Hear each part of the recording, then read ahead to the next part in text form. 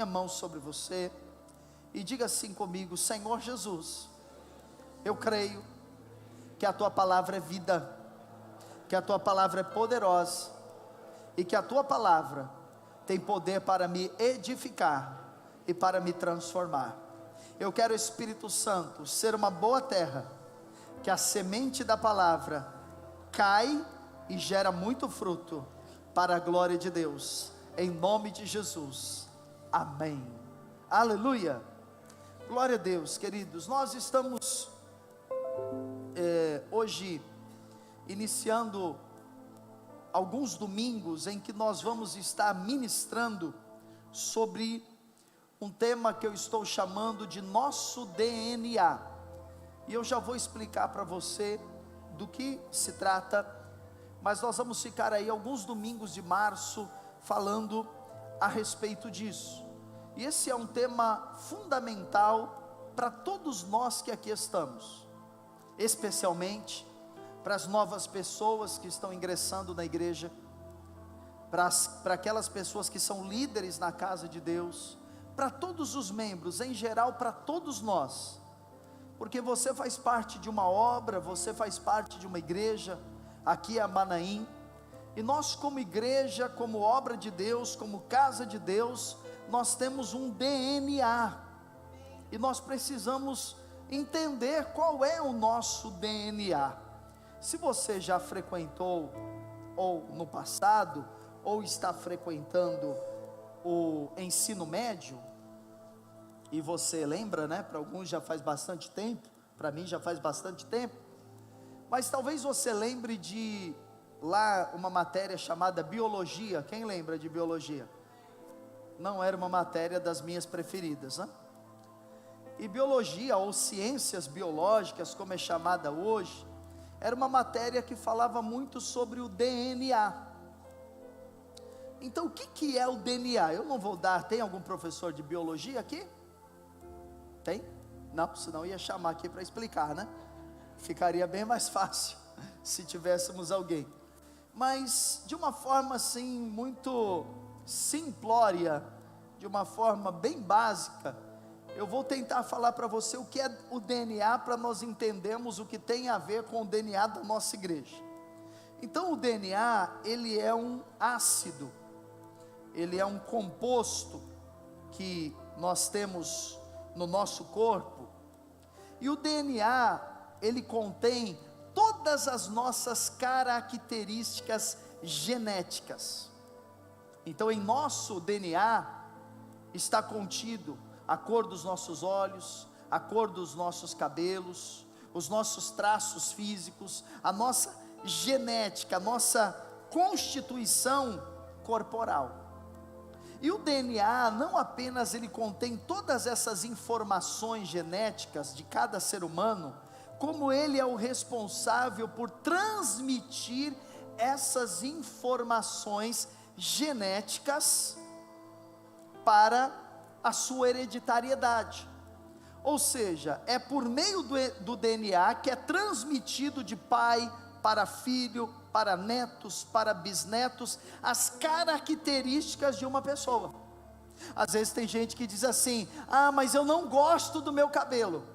Então, mas se você olhar para o seu pai, para a sua mãe, para os seus avós, você vai entender que você tem um cabelo parecido com o deles. Ah, eu não gosto do meu nariz. Tem gente que tem crise, né? Com o tamanho do seu nariz. Aí você olha para o nariz da sua mãe, do seu pai, da sua avó, e aí você vai ver que existe uma genética. Hoje as cirurgias plásticas ajudam bastante, né? Antigamente era muito difícil qualquer mudança, mas hoje há grandes transformações. O DNA é isso, é o responsável por transportar as informações em sequência, que são chamadas de genes. Então no DNA estão todas as características de uma pessoa. Isso, de uma forma muito básica, é o que significa. Agora, o DNA existe, e nós temos o nosso DNA, que nós vamos transmitir para os nossos filhos, porque nós somos um corpo vivo, amém, amados? Agora, quando nós falamos da igreja, e nós hoje estamos falando sobre o nosso DNA, ou seja, o DNA desta igreja, o DNA do corpo de Cristo, o DNA da Manaim. Por que a igreja tem um DNA? Porque ela também é um corpo vivo. A igreja é um corpo vivo. A igreja, nós sabemos que, e já repetimos isso milhares e milhares de vezes, nós sabemos que a igreja, ela não é uma construção. Nós ainda usamos esse termo, mas é um termo equivocado, que a gente sempre procura consertar. A gente diz, hoje é domingo, é dia de eu ir à igreja, mas nós sabemos, queridos, que a igreja não é este prédio, amém? A igreja é a nossa reunião, amém? É a reunião dos salvos, é a reunião dos filhos de Deus. Mas a igreja, ela é orgânica, a igreja é viva. Por causa disso, a igreja, ela tem características, a igreja, ela tem traços peculiares, a igreja, ela tem qualidades que demonstram como ela é, quais os seus traços, o que flui naquele lugar, como Deus se move naquele lugar, o que Deus faz naquele lugar. Então aqui nós somos um corpo, aqui nós somos membros, primeiro do corpo de Cristo, mas em segundo lugar, nós somos membros desta igreja. Você pode dizer amém? Então esta igreja tem um DNA, e é necessário que você saiba qual o DNA dessa igreja. Porque se você for em outra igreja, pode ser que ela tenha um DNA semelhante, parecido e às vezes até igual, ou pode ser que ela tenha um DNA muito diferente. E você precisa compreender qual igreja eu quero congregar, qual igreja eu quero criar os meus filhos, qual igreja eu quero estabelecer a minha família, qual igreja eu quero viver para o resto da minha vida, quais características tem essa igreja. Às vezes tem pessoas que dizem assim, mas igreja é tudo igual. Às vezes eu convido alguém para vir à igreja, e a pessoa fala assim, mas tem uma igreja lá do lado de onde eu moro, eu posso ir lá, porque igreja é tudo igual. Não, igreja não é tudo igual, há diferenças. As igrejas cristãs, elas pregam a Cristo como único e suficiente Salvador, amém? Elas pregam sobre a salvação, sobre o reino de Deus, elas pregam sobre o Pai, o Filho, o Espírito Santo e tantas coisas que fazem parte da teologia de uma igreja, mas elas têm algumas características. E quais são as características desta igreja? É o que eu quero compartilhar com você a partir de hoje e nos próximos domingos. Eu espero que você venha, porque eu tenho certeza que o Senhor vai ministrar poderosamente ao seu coração, em nome de Jesus, amém, amados? Então, primeiro, a característica que faz parte do nosso DNA, que eu quero compartilhar com você, é a unidade. Então hoje nós vamos falar a respeito de unidade.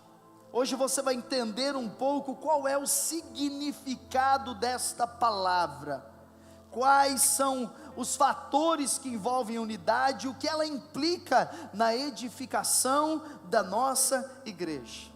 E ao mesmo tempo, nós que somos daqui, há irmãos há muitos anos, há irmãos que estão aqui há 10, há 15, desde a fundação, há irmãos novos que chegaram agora há pouco tempo. Nós, irmãos que somos daqui, nós temos uma responsabilidade. Olhe para cá, preste atenção. Qual é a nossa responsabilidade? Transmitir o DNA desta igreja às pessoas que vão chegar. Amém? Amém? Você precisa ter essa responsabilidade de transmitir, como você transmite naturalmente para os seus filhos, nós precisamos transmitir espiritualmente. Então lá na célula, o líder, ele é o responsável de transmitir o DNA da igreja para os membros da célula. Os membros mais antigos da igreja, eles são responsáveis em transmitir o DNA da igreja para os mais novos. Os pais espirituais, aquelas pessoas mais maduras, já salvas, batizadas, têm uma experiência com Deus, uma vida com Deus, elas são responsáveis em transmitir o DNA para os novos na fé, para os novos convertidos. E esse DNA de unidade, eu quero ler com você 1 Coríntios 1, versículo 10, por favor, 1 Coríntios 1, 10, abra para você acompanhar. Paulo, ele estava falando no primeiro capítulo aos cristãos de Corinto, e ele estava falando algo muito interessante, porque o que Paulo estava falando na verdade, era a respeito do DNA que ele queria que estivesse impresso na vida daquela igreja de Corinto. E Paulo, ele estava mostrando isso para aqueles irmãos, e ele estava de certa forma, escute, guardando aqueles irmãos, de não perderem aquele DNA, o DNA da unidade. Então olhe só o que Paulo está dizendo: rogo-vos, irmãos, pelo nome de nosso Senhor Jesus Cristo, que faleis todos a mesma coisa, e que não haja entre vós divisões, antes sejais inteiramente o que, irmãos? Unidos, na mesma disposição mental, e no mesmo parecer. Vamos ler juntos? Vamos os três? 1, 2, 3, vamos lá? Rogo-vos, irmãos, pelo nome de nosso Senhor Jesus Cristo, que faleis todos a mesma coisa, e que não haja entre vós divisões, antes sejais inteiramente unidos, na mesma disposição mental e no mesmo parecer. O que Paulo estava dizendo àqueles irmãos, o que Paulo estava orientando eles, a respeito de eles conservarem o DNA que Deus havia dado a eles, o DNA da unidade. A igreja, para cumprir o propósito de Deus, ela precisa viver em unidade. A igreja, para estabelecer o reino de Deus, ela precisa estar em unidade. E quando eu digo a igreja, eu digo os irmãos que compõem aquela igreja. Então Paulo estava dizendo: olha, é importante que vocês falem a mesma coisa, que não haja entre vocês divisões, que não haja entre vocês conflitos, disputas, mas que vocês sejam unidos, na mesma disposição mental, ou seja, na mesma forma de pensar, no que se refere à igreja, e no mesmo parecer. Então Paulo estava dizendo, a igreja, os irmãos da igreja, tratando-se das coisas do reino de Deus, é necessário falar a mesma coisa, pensar a mesma coisa, ter a mesma posição em relação aos assuntos espirituais. Esse é um grande desafio que nós temos constantemente, de preservar o nosso DNA, amém? De guardar o nosso DNA, de percebermos quando este DNA, esta característica está sendo ameaçada, e interferirmos, e agirmos, e dizemos, puxa, alguém aqui no nosso meio querendo falar algo diferente daquilo que é pregado, daquilo que é ensinado. Não, não é assim.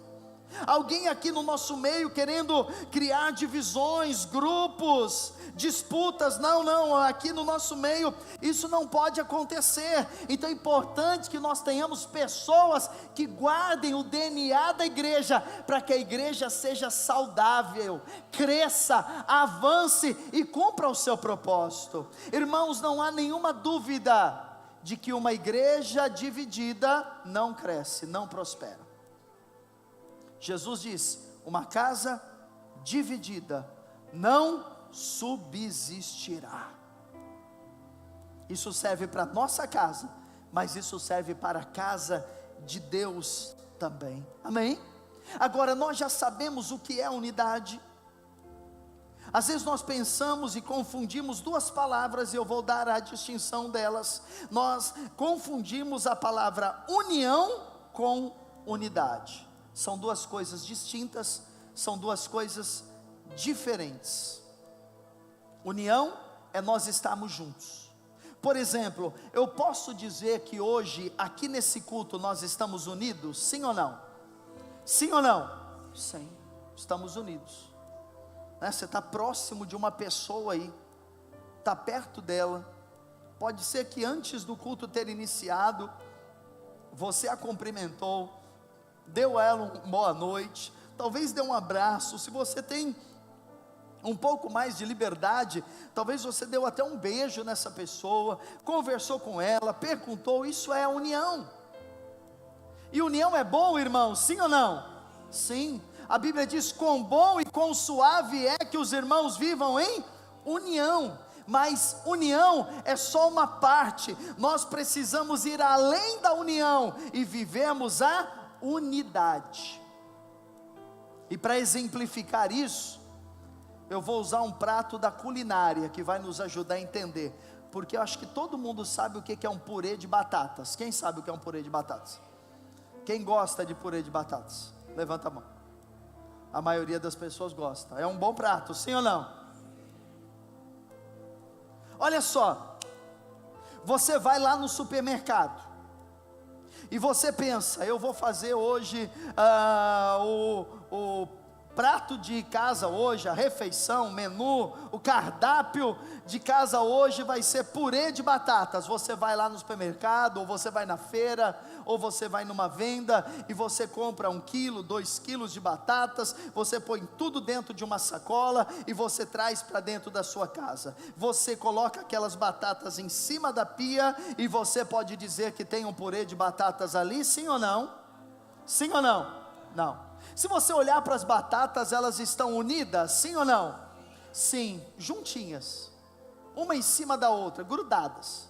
Quando você olha para as batatas de longe, você não vê tanta diferença, mas se você chegar perto, esse é um grande desafio, né? Às vezes eu vou no supermercado, minha esposa fala: vou fazer purê, vai lá no supermercado e compra. Aí eu tento encontrar batatas do mesmo tamanho. É difícil, irmão.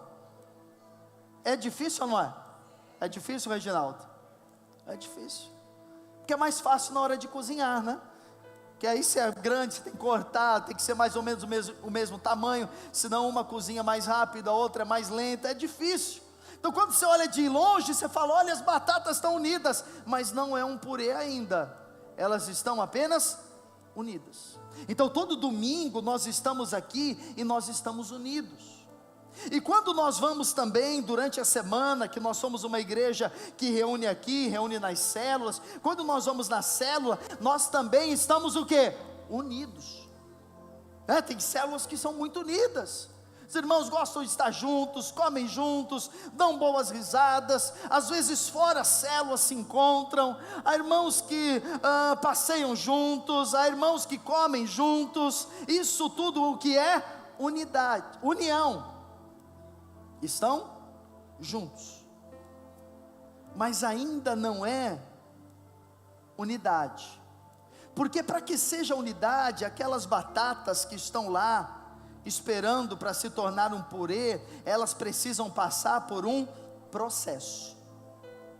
E da mesma forma, irmãos, escute, para que a igreja não seja apenas unida, mas para que a igreja caminhe em união, ela precisa passar por um processo, amém? Todos nós somos essas batatas, tamanhos diferentes, histórias diferentes, gostos diferentes, desejos diferentes, visão de mundo diferente, mas quando nós estamos na igreja, no corpo de Cristo, agora nós precisamos viver uma só massa, para que o reino de Deus se estabeleça e para que o propósito de Deus se cumpra. Porque para que a casa cresça, e esse é o ano da casa cheia, então nós precisamos ser um povo que anda em o que, irmãos? Unidade. Então primeira coisa, você pega as batatas e você faz o que com elas? Descasca. Primeira coisa está lá, as batatas precisam ser descascadas. Nós também, irmãos, você sabia que Deus, Ele trata conosco, Deus, Ele trabalha na nossa vida, e Deus, para que a gente possa andar em união, junto com os nossos irmãos, com a igreja, Deus precisa nos descascar. Sabe o que é a casca que nós temos? A nossa casca é a nossa aparência. A casca muitas vezes está ligada com o orgulho do homem.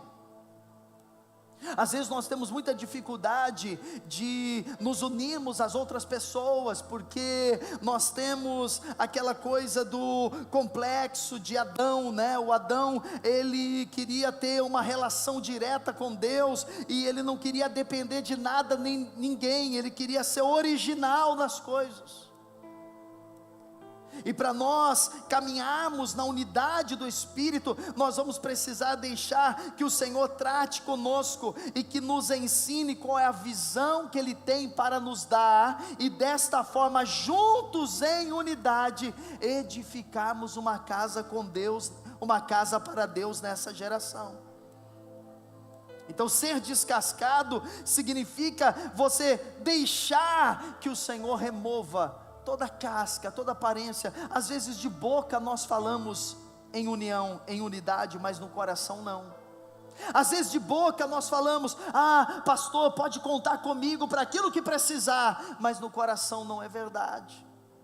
Às vezes nós falamos para o irmão: olha, irmão, conte comigo, se você precisar é só me chamar, mas é da boca para fora, aquilo não é do coração, é apenas uma casca. Então a casca precisa ser removida, para que nós possamos ser trabalhados por Deus, para cumprir a sua vontade. Amém, amados? É interessante que muitas pessoas, elas não têm receio de colocar uma camisa do seu time de futebol, de levantar uma bandeira, de torcer no estádio, e não há nenhum problema em relação a isso. Outras pessoas não têm problema de defender o seu político, de até dizer: não, eu sou daquele político, eu sou, daquele partido, eu sigo aquela pessoa. Mas muitas pessoas têm dificuldades, elas têm barreiras para dizer: eu sou por essa igreja, eu sou por essa obra, eu sou por esse líder, eu sou por esse pastor, eu sou pela edificação do reino de Deus. E nada, irmãos, nessa terra se compara à edificação da casa de Deus e do reino de Deus. Não existe coisa mais excelente do que o reino de Deus e a sua casa. Mas em segundo lugar, para que nós possamos estar em união, além, queridos, de sermos descascados, as batatas também precisam ser o quê? Cozidas. Isso aponta pelo fogo do Espírito Santo de Deus. Os crentes mais tratados por Deus são os crentes cheios do Espírito Santo de Deus. Sabe por quê? Quando você é cheio do Espírito Santo, o seu ego é crucificado. Quando você é cheio do Espírito Santo, o seu ego, ele diminui, e o Espírito de Deus, ele passa a fluir através de você, ele passa a operar em você e através de você para abençoar outras pessoas. Se a batata não é cozida, ela não pode ser amassada, você sabe disso. Então nós precisamos do fogo do Espírito Santo para nos amassar no corpo de Cristo. Amém? Além das batatas cozidas, eu já me adiantei, as batatas também devem ser o quê? Amassadas. E ser amassado aponta para o quebrantamento. Para nós caminharmos em unidade, Deus precisa nos quebrantar. Amém? Por quê? Muitas vezes Deus traz uma direção e eu penso: não, eu tenho a minha opinião, eu acho que tem que ser feito dessa forma. Eu não penso assim, eu não concordo. Isso são pessoas que não foram ainda amassadas. Na casa de Deus não se estabelece o que nós pensamos, nem o que nós queremos. Na casa de Deus precisa se estabelecer a vontade de Deus. Muitas vezes há pessoas que pensam: não, é o pastor quem decide, é o pastor quem escolhe, é ele quem vai falar. Não, não é. Quem tem que dirigir a casa de Deus não é um pastor. Quem tem que dirigir a casa de Deus é o Espírito Santo, é Deus por intermédio de pessoas. Você entende isso, irmãos? É Deus por intermédio de pessoas, é Deus por intermédio da sua liderança. Mas é necessário que diante de cada decisão, nós sejamos amassados pelo Senhor. Glória a Deus. Sejamos tratados pelo Senhor. amassados. Para você andar em unidade, às vezes você vai ter que perdoar quem você não quer perdoar. Para andar em unidade, às vezes você vai ter que conviver com alguém que você não é muito simpatizante. Às vezes, para andar em unidade, você vai precisar se submeter a alguém que você considera que parece intelectualmente até ser inferior a você. Às vezes, para andar em unidade, você vai ter que, se quebrantar ao ponto de dizer: olha, eu estou disposto a caminhar com você, eu estou disposto a andar com você, ainda que eu não concorde 100%, ainda que eu não concorde com tudo, mas eu quero caminhar, porque eu quero ver o reino de Deus, a casa de Deus crescendo e prosperando. Amém, amados? Essa é a vontade do Senhor para nós. Agora, Deus, Ele respeita a sua individualidade, quem você é, as características que você tem, os seus gostos, as suas vontades. Deus respeita tudo isso. Só que existe uma diferença entre individualidade e individualismo. Individualidade é uma coisa positiva, todos nós temos a nossa, mas individualismo é aquela prática de dizer: eu sou eu não me submeto a ninguém, eu sou independente, eu faço só o que eu quero. Isso para o reino de Deus não é bom. Sabe por quê?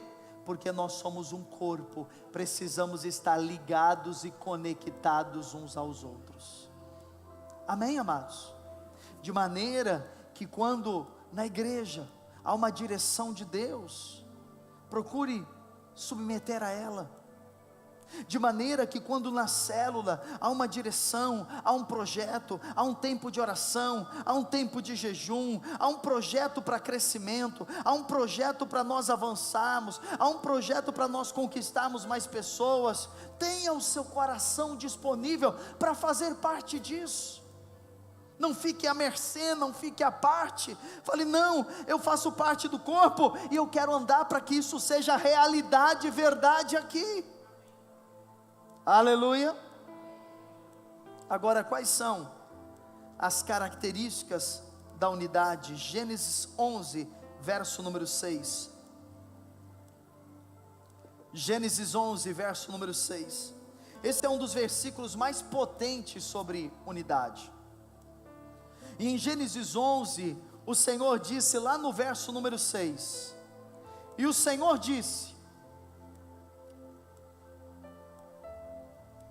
deve estar errado, não é esse, passa um pouquinho, pode passar, quem fez o slide, acho que não colocou o versículo certo, vê se você consegue localizar aí Gênesis 11, 6, eu vou ler aqui, irmãos, para nós ganharmos tempo. Diz assim: e o Senhor disse, eis que o povo é um, e todos têm a mesma linguagem, isto é apenas o começo, agora não haverá restrição para tudo que intentam fazer. Vou repetir, e o Senhor disse, eis que o povo é um, e todos têm a mesma linguagem. Então veja, Deus olhou do céu e viu um povo, e Deus viu que esse povo estava em unidade, não só em união. União é a batata, unidade é o purê feito, é o purê pronto, é uma massa só. Então Deus olhou e disse, este povo é um. Mas o que mostrou que eles eram um? A Bíblia diz que eles tinham a mesma, irmãos, linguagem. Você sabe que é possível perceber quando as pessoas caminham em unidade de acordo com aquilo que elas falam. Tem pessoas que são extremamente críticas, e por isso que elas nunca conseguem estar em unidade com ninguém, porque tudo tem uma crítica.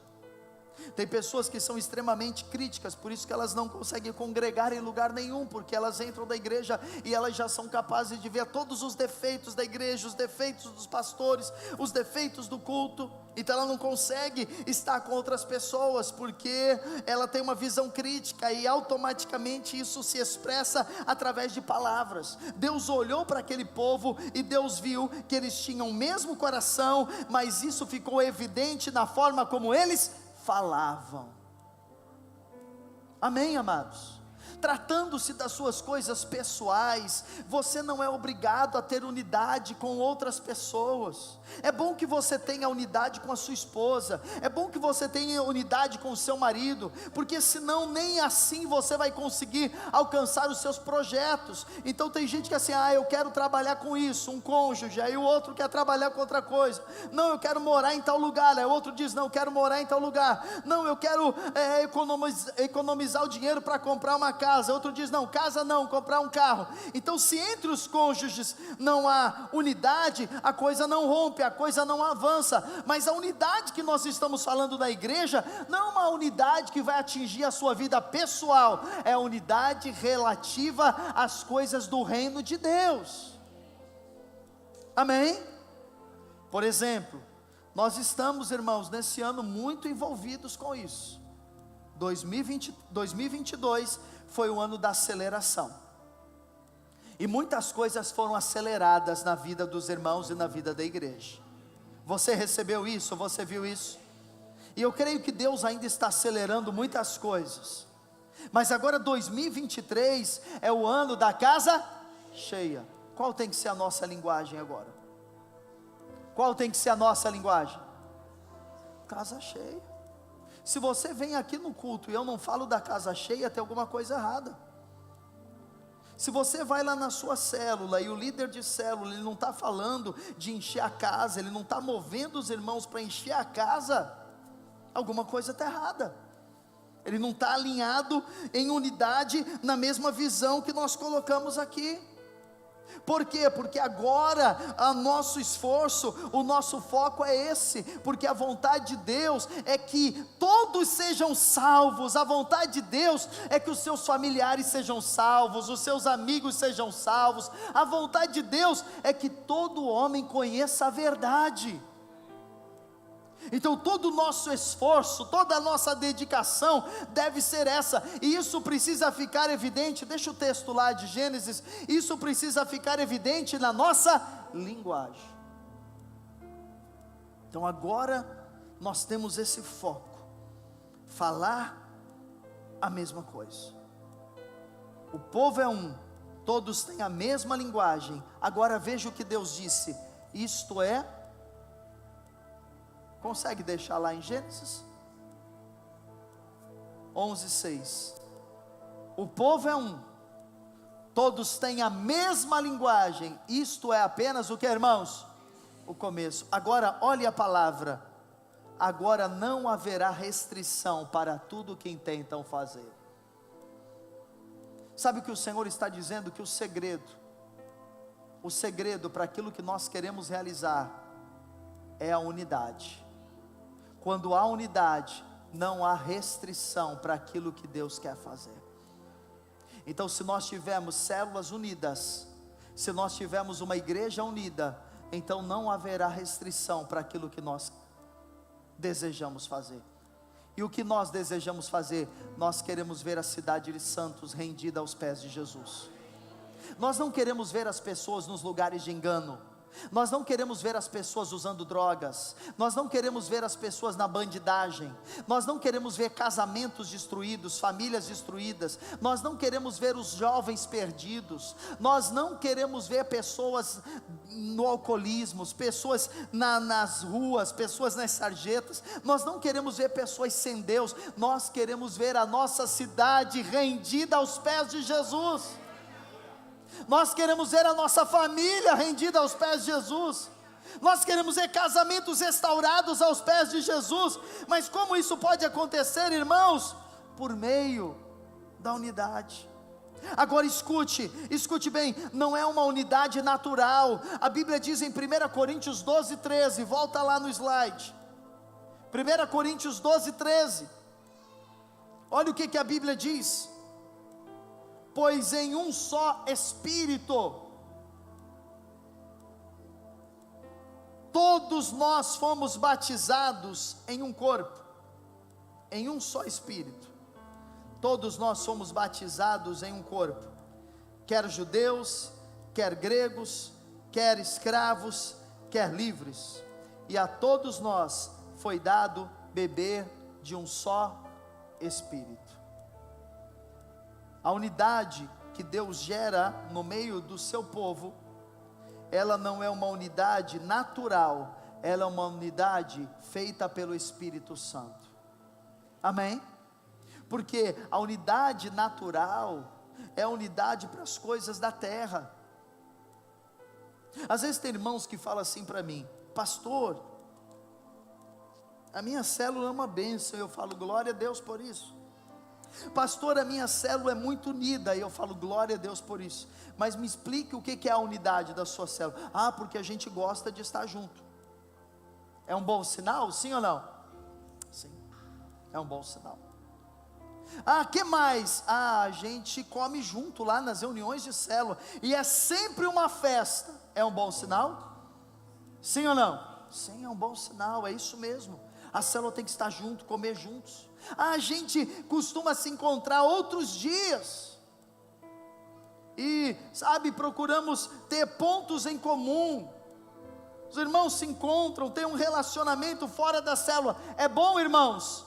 É, mas até este momento, isto é apenas uma união natural. Quando se torna uma unidade no Espírito, quando essa célula entende qual é o seu foco, qual é a sua missão, qual o seu propósito, e ela cumpre o seu propósito plenamente, então a unidade saiu do aspecto natural, e ela entrou num aspecto espiritual. E esse propósito da unidade no Espírito, ele pode ser visto em 4 partes. Primeiro, toda célula precisa ter comunhão. Diga comunhão. Comunhão. Coisas em comum. Toda célula precisa ter edificação. Pessoas estão crescendo em Deus. Pessoas estão deixando o pecado. Então há sinais que a unidade está sendo gerada ali. Pessoas estão amadurecendo, pessoas estão se dispondo a liderar na casa de Deus, pessoas estão se dispondo a servir na casa de Deus. Então nós saímos da comunhão e nós somos para a edificação. Pessoas estão deixando de ser filhinhos, estão se tornando jovens e pais espirituais. Mas há um terceiro propósito, que é o serviço.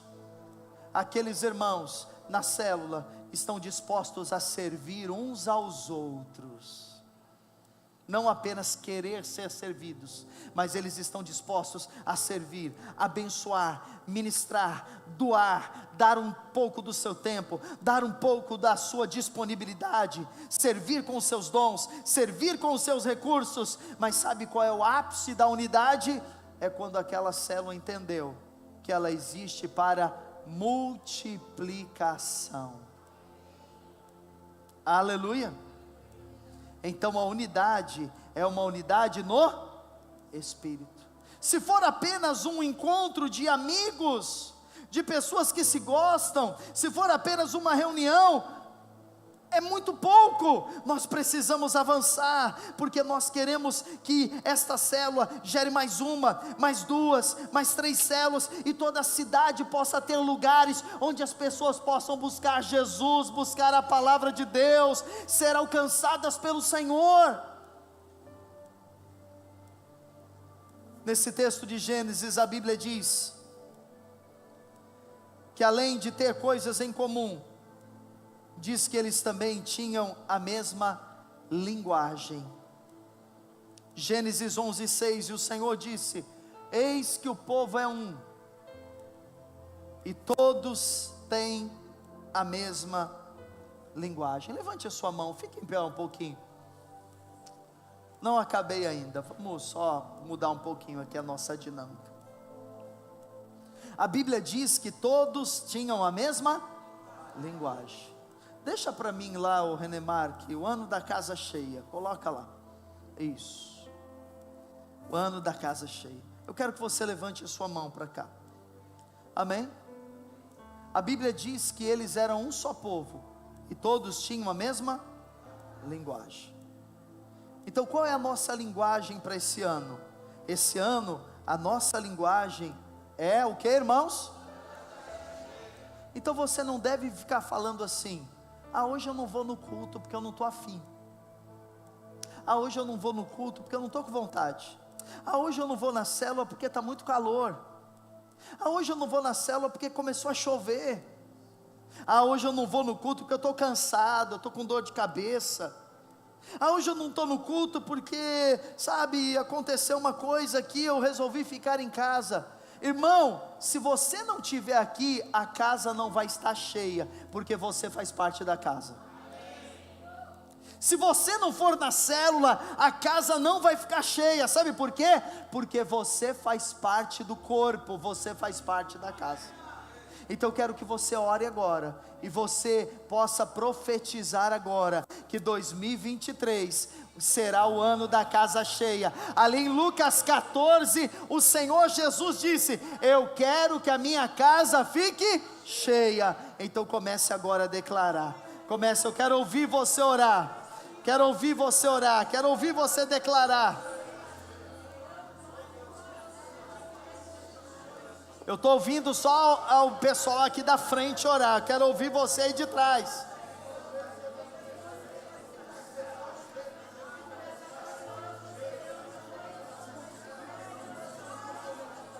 Aleluia, aleluia, aleluia. Ore pela sua célula, fala: Senhor, o que depender de mim, a célula vai ficar cheia. O que depender de mim, eu vou colaborar, eu vou contribuir para que a célula fique cheia. O que depender de mim, eu vou contribuir para que a igreja fique cheia. Aleluia, aleluia. Agora levanta a sua mão e diga assim: eu vou contribuir para que a casa fique cheia. O que depender de mim, eu vou estar nos cultos, eu vou congregar, eu vou estar nas células, para que a casa não fique vazia. Eu estarei em unidade com a minha igreja, para cumprir o propósito deste ano, que é o ano da casa cheia. Diga amém, diga glória a Deus. Pode sentar, eu estou terminando. Alguns cientistas, eles ficaram curiosos ao observar. Sabe que o trabalho dos cientistas é um trabalho de observação, de fazer indagações e descobrir as coisas. E eles ficaram curiosos e tentaram descobrir o porquê os gansos, quando eles voam, eles fazem um formato de voo em V. Então isso você pode pesquisar depois, você vai entender isso claramente. Quando os gansos voam, eles voam em bandos, e eles voam em um formato de V. E os cientistas, eles foram analisar as causas para que acontecesse. E eles descobriram algumas coisas, isso é cientificamente comprovado. Você pode pesquisar, você vai encontrar aí facilmente no Google e na internet. Tem até um livro interessante, que é muito usado no meio empresarial, que é dito: por que os gansos voam em V? E tem lições poderosas a respeito de unidade. A primeira descoberta que os cientistas fizeram é que quando os gansos eles voam em V, quando eles batem as asas deles, eles criam uma sustentação para os gansos que estão atrás. E eles descobriram que em bandos em formato de V, os gansos eles voam 70% mais rápido do que sozinhos. Se eles voarem juntos, eles voam pelo menos 70% mais rápido do que isoladamente. A segunda descoberta que eles fizeram é que quando um ganso sai da formação, imediatamente esse ganso percebe o peso que é voar sozinho, e ele volta, ele retorna para aquela formação em bando. Outra descoberta que eles tiveram é que sempre existe um ganso líder na frente do bando. E esse ganso líder tem momentos que ele vai para o final, para que o novo ganso líder assuma a dianteira. Então existe um revezamento de liderança.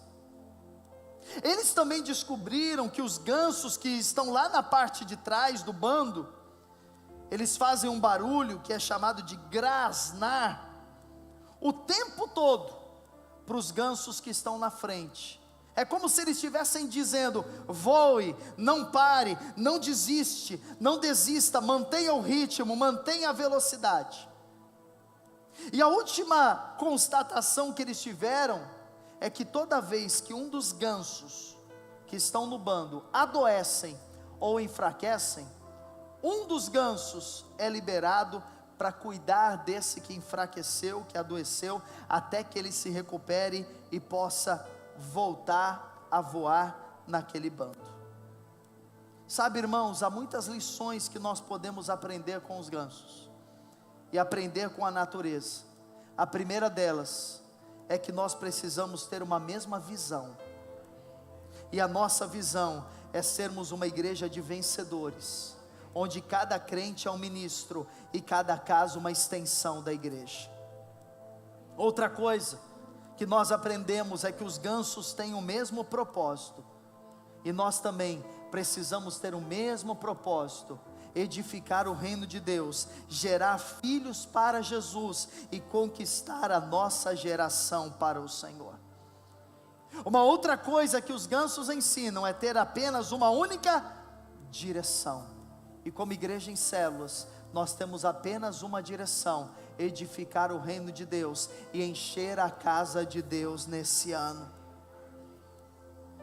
O texto de Gênesis 11 termina dizendo que não haveria restrição para aquilo que eles quisessem fazer.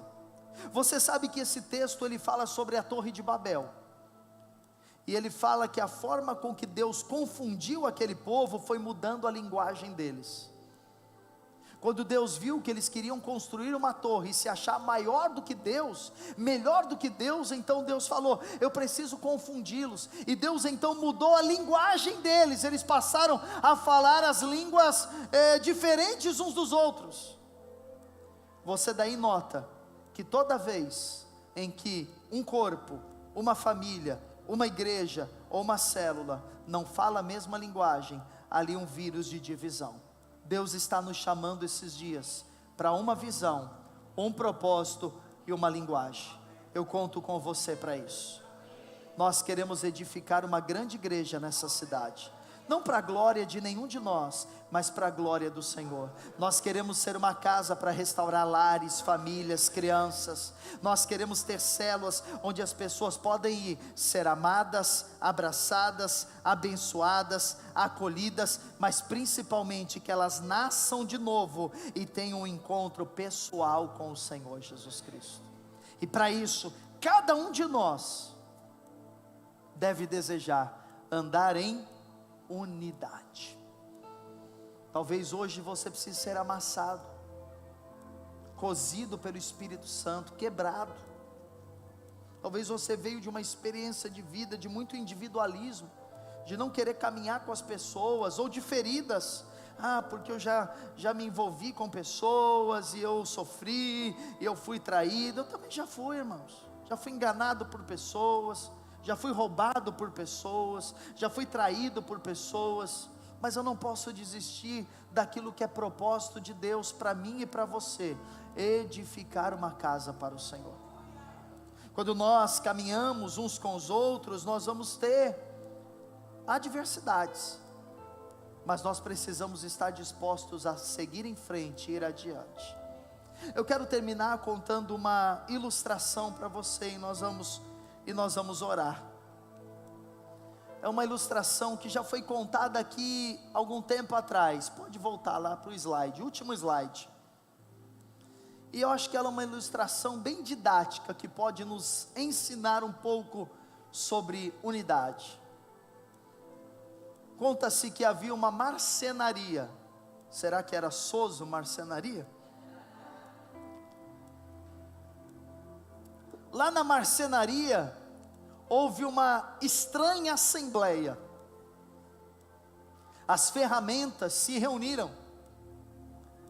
E o martelo, ele exerceu a presidência da assembleia. Mas os outros participantes, as outras ferramentas, elas notificaram. Elas disseram: o martelo não pode ser o presidente. Por quê? Porque o martelo faz muito barulho. E ele passa o tempo todo golpeando nos demais. Então o martelo entendeu. Ele reconheceu sua culpa. Mas ele pediu que o parafuso também fosse expulso da assembleia. E perguntaram por quê, e o martelo disse: é porque o parafuso dá muita volta, e não fala nada, não chega a lugar nenhum. O parafuso aceitou aquele ataque, concordou, e ele pediu a expulsão da lixa. E perguntaram: mas por que a lixa tem que ser expulsa? Disseram: porque a lixa é muito áspera no tratamento com os outros, e todo o tempo ela entra em atrito. A lixa aceitou o que foi falado sobre ela, mas ela falou: eu só vou embora se expulsarem 1 metro. Mas por que expulsar 1 metro? O metro tem que ser expulso porque ele julga muito, ele vive medindo as outras pessoas, ele se acha o único e perfeito. E enquanto eles discutiam, entrou um marceneiro, e o marceneiro então juntou todo o material. Ele pegou o martelo, a lixa, o parafuso, o metro, e ele trabalhou na madeira. E aquela madeira rústica, depois de algum tempo, ela se converteu num lindo e fino móvel. Quando ele foi embora, naquela noite da marcenaria, ele deixou lá todos as suas ferramentas. Iniciou-se a discussão. O serrote tomou a palavra, e ele disse: senhores, ficou demonstrado que todos nós temos defeitos, mas o carpinteiro trabalhou com as nossas dificuldades e com os nossos pontos valiosos. Assim não pensamos nós a partir de hoje nos nossos pontos fracos, mas vamos nos concentrar nos nossos pontos fortes. A partir daquele momento, o martelo entendeu que era forte, o parafuso que unia e dava força, a lixa que era especial para afinar e limar as asperezas, o metro era preciso e exato, e cada ferramenta tinha sua utilidade. Sentiram-se eles como uma equipe capaz de produzir móveis de extrema qualidade. E por fim, eles reconheceram que a partir daquele momento não haveria mais nenhuma restrição para eles. Você entendeu? Nós somos essas ferramentas, e Deus quer trabalhar em cada um de nós, com os nossos defeitos, com as nossas dificuldades,